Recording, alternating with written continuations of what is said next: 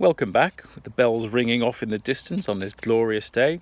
This is chapter 23, titled Purple, from the second book, Where's Your Gallery Now?, of the second book in the triptych called No Naked Walls. Available on Amazon, or from me, or from wherever.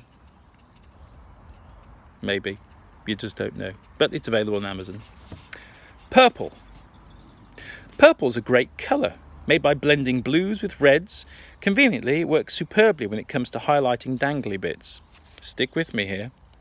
Bruce's first show is a major success. We end up selling nearly 3/4 of the exhibition, and he is beside himself.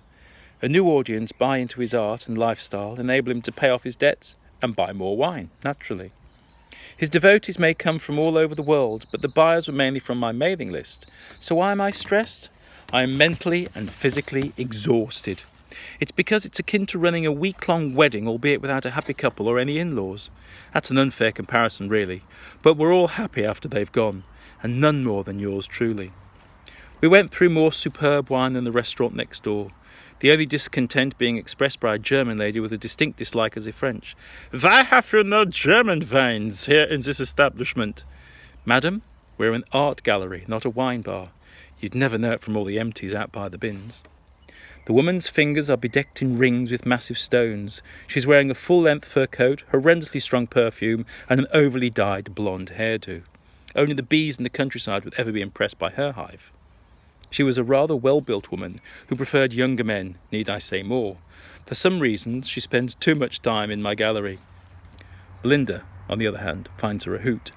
Apparently I'm not young enough for her. I've been saved at last. Now I have to fulfill my promise to Bruce to host his more risque exhibition. Okay, let me explain. When Bruce has done in to take the male wine merchant of his close acquaintance, pose him on the collection of scatter cushions, throw the odd painting into the background and paint him over and over again. Fundamentally, that's the show. Ah yes, not forgetting one little detail. Said male subject is naked. That should go down well, shouldn't it? Well, I'm conjuring up a plan for making it happen. A couple of well-dressed gents walk into the gallery. They apparently have been advised to check me out. Let me state at this point, the t-shirt I'm wearing features a fairly blatant heterosexual image, and even though I've no problems at all with anybody else who chooses what they want to do in their own sex lives, I have no intentions of batting for the other side. I'll leave that to some of my artists, clients and friends. One of the gentlemen looks uncannily like the late Freddie Mercury of Queen. The other, more seriously spoken, asks to see the proprietor. "Good afternoon. I'm the owner. How may I help you?" "My name is Derek. We're looking for something a little different. Loud but not garish." I smile. "I want it big and colourful, modern-like," says the other one. We'll call him Freddie Mark II. "We've changed our whole house round to go contemporary. Out with his glitz and glitter and in with big and bold." I move out of sales mode. Well, actually, I start the selling process. "I think this calls for a glass of wine. Red or white?" "Oh, Chablis, darling," says Freddie Mark II. Belinda doesn't wait for my instruction. She beats a hasty retreat via the back door, returning a few minutes later with chilled Chablis. Bless that girl. I think I ought to give her a rise. "So, what have you got that's big, says Derek. Oh no, here we go. Double entendre day. "Seriously," I say, "how big would you like it?" The banter continues and the wine does flow. Eventually, after 20 minutes, I offer to bring out some pieces from the stockroom. I decide to show them work by 3 different artists. Large, colourful canvases that don't require frames. One by a female artist is squiggles and blobs. Very tasteful, a bit like the artist. The second's a dramatic piece by Bruce, and the third a really red-style sunset with showers of golden rain cascading down one side. Neither customer likes the last one. It's too loud for my taste. Looks like someone's peeing up the wall. But they do like the other 2. "How much?" asks Freddie Mark II. Now here is where you have to be very tactful in guessing what the budget will be. You could ask how much someone would like to spend, but it's a very blatantly crude approach, and besides, nobody ever wants to say how much he or she is truly prepared to spend. It could be more than they say, or considerably less if they're embarrassed of showing off. I decide that my approach to price should be reasonable. Giving a little background about the artist while placing the paintings on the wall for viewing from another angle always looks so much more professional than the hard sell. Just then, 2 slightly drunk and obviously camp men mince into the gallery, walk straight up to the 2 chaps I'm working hard on selling to, and exchange kisses. Hello, lads. We were wondering where you've gone. Oh, my God.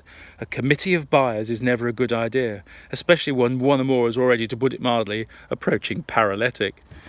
Little drunk man pipes up. How much you spending now, you tart? He turns his attention to Belinda. Where's my drink, girl? Get me a glass of wine.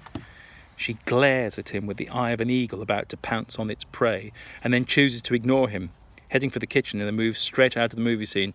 Drop dead, pal. Do excuse Brenda. He's such an alky. Well, says the man now identified as Brenda. No booze, no stay, and he exits stage right by the main doors. Just a normal day in the gallery, I say with a smile, trying to lighten up the mood. Luckily, there's no need as Freddie Mark II comes to the rescue. Go and catch her up and make sure she doesn't fall into the street again. Go on, we'll see you later. The silent one obediently does as he's told. Now, where are we? Oh, come on, let's have 'em both. Invoice the club and we'll pay you tomorrow, says Derek. A club? What sort of club, I ask. Well, it's not exactly a gentleman's club, is it, love? You could come down and join us later.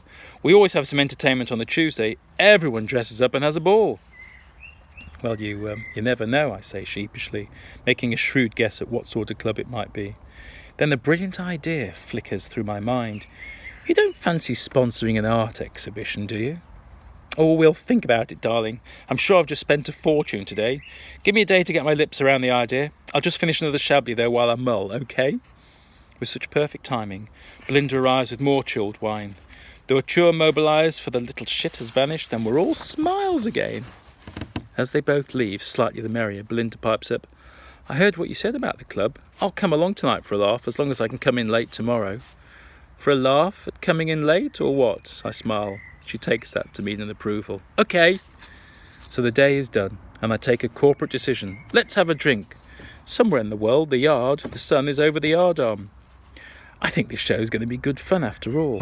That's uncharacteristically positive for Belinda. I've got a good feeling all over. Red, white or bubbles, I ask. The next day, from opening to around 1ish, was remarkably busy. Probably because I'm on my own. Customers, a delivery turning up unexpectedly, and the phone keeps ringing. All good if you've got the team working for you, but yours truly is trying to formulate the next exhibition, and I keep coming to the same conclusion. Panic! What am I letting myself in for? The phone rings again, seemingly louder than the earlier calls. I answer, in my usual calm, self-assured way. Should have been a bloody actor.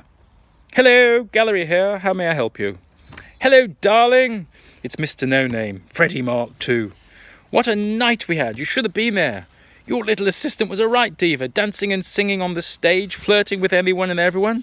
She was more or less totally legless when we closed up. We put her in the taxi, though.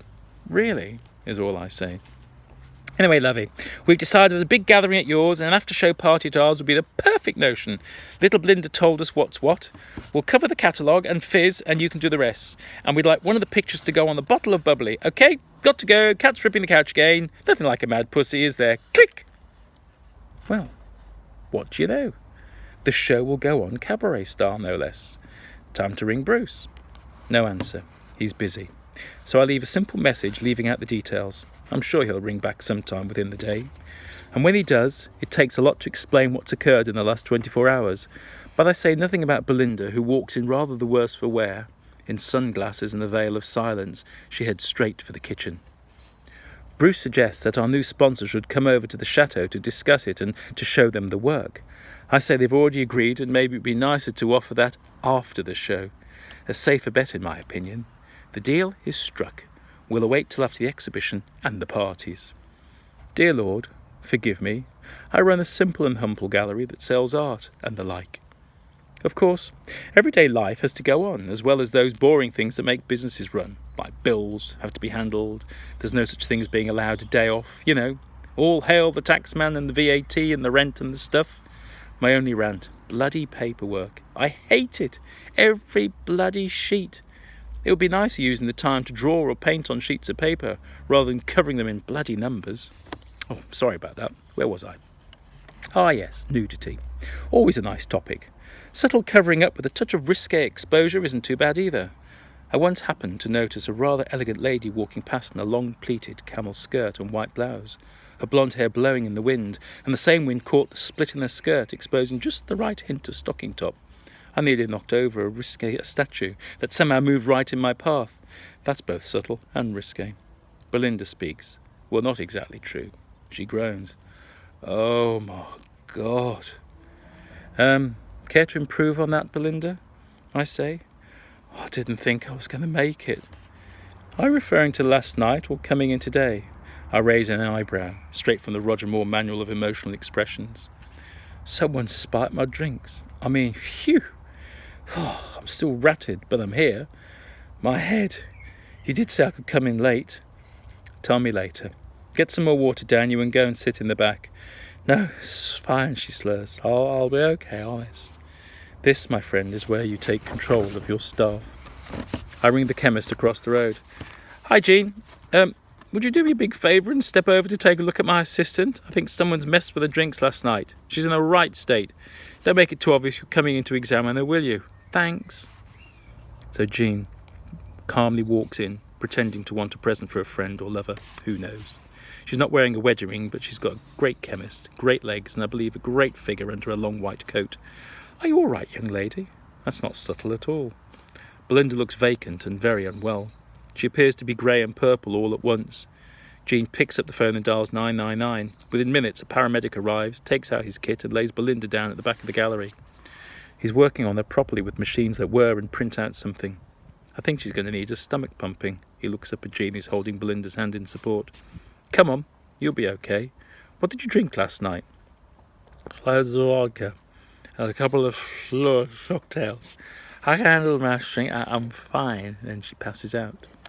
I'm delighted to report that after a trip in an ambulance, the rest of the day off, and granted by her generous employer, she's fine. So much for drinking on the job.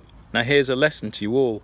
Drink moderately, and for God's sake, don't up to work pissed. No matter what. Thank you.